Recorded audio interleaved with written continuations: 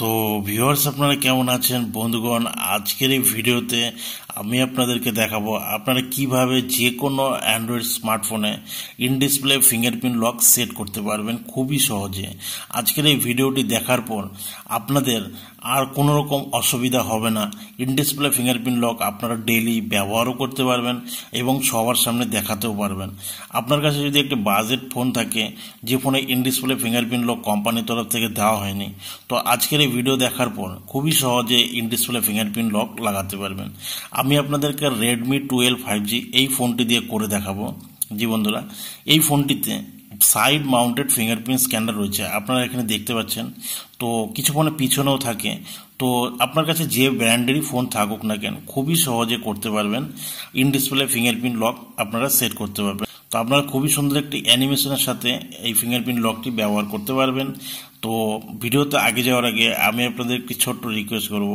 তো আপনারা যদি এখনও চ্যানেলটি সাবস্ক্রাইব না করে থাকেন তাহলে প্লিজ চ্যানেলটিকে সাবস্ক্রাইব করে ভিডিওটি একটি লাইক করে দিবেন। আর আপনার ফোনে যদি কাজ করে আপনি কমেন্টে অবশ্যই কমেন্ট করে জানাবেন। তো সর্বপ্রথম ট্রিকটি হচ্ছে আপনি ফোনের সেটিংয়ে চলে আসবেন। সেটিংয়ে আসার পর fingerprint, face lock, pattern lock যে লকটি আছে আপনি এই অপশনে চলে আসবেন। আসার পর আপনি দেখতে পারবেন screen lock, fingerprint lock, face lock.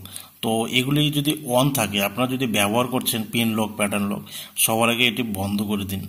তো এটি অফ করার পরে আপনাদেরকে চলে আসতে হবে থিম অপশনে। তো উপরে আপনারা দেখতে পাচ্ছেন থিম বলে একটি অপশন রয়েছে, এই থিম অপশনে আপনাদেরকে চলে আসতে হবে। তো এখানে আসার পর বন্ধুরা, তো বেশিরভাগ থিমে এখানে প্রিমিয়াম রয়েছে।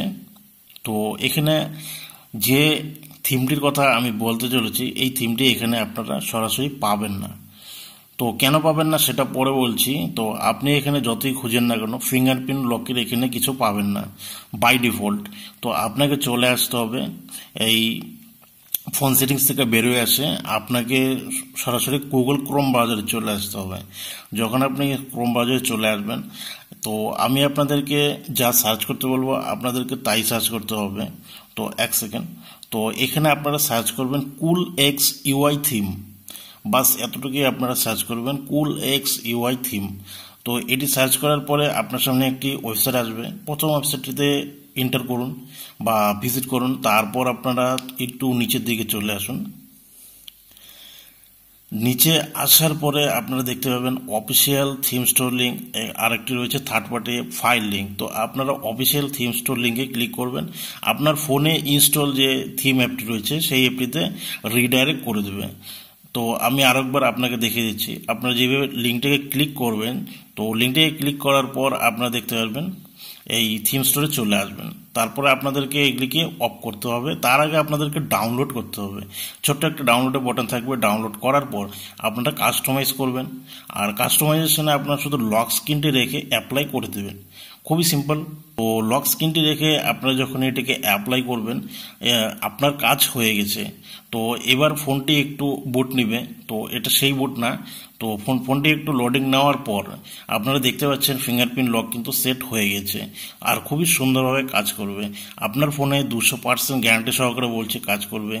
আর আজকের ভিডিও এই পর্যন্তই। আপনারা ফিঙ্গারপ্রিন্ট লকটি ব্যবহার করুন, অবশ্যই আপনাদের ভালো লাগবে। আর ভালো লাগলে ভিডিওটিকে লাইক দিয়ে আর একটা কমেন্ট দিয়ে যাবেন। আর আপনাদের বন্ধুদের সঙ্গে ভিডিওটি অবশ্যই শেয়ার করে দেবেন। তো দেখা হচ্ছে পরের ভিডিওতে।